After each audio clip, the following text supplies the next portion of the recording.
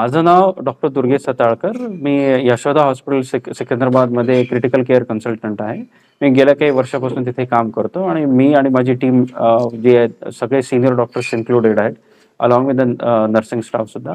Lakshmi madam आमच्याकडे गेल्या वर्षी 2 नोव्हेंबरला dengue with multiple organ failure ह्या परिस्थितीत ॲडमिट होत्या. 4-5 दिवस त्या आयसीयू मध्ये होत्या. 2 दिवस नंतर मी एचडीयू मध्ये ठेवला होता.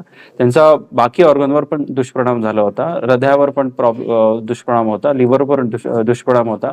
ते ऑलमोस्ट अनकॉन्शियस स्टेटमध्ये म्हणजे बेशुद्धीच्या अवस्थेमध्ये because of severe dengue admitted होते.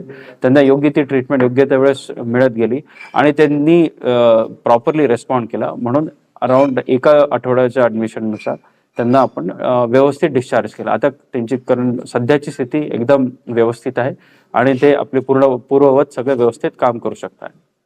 आणि मी डेंग्यू आजारामुळे मी खूप त्रस्त झाले होते आणि मी मल्टी ऑर्गन फेल्युअर मध्ये गेले होते. आणि मी सर्वप्रथम देवाचे आभार मानते की देवासारखी मला वाचवण्यासाठी यशोदा टीम, डॉक्टरांची टीम मला म्हणजे माझ्या नशिबानं भेटली.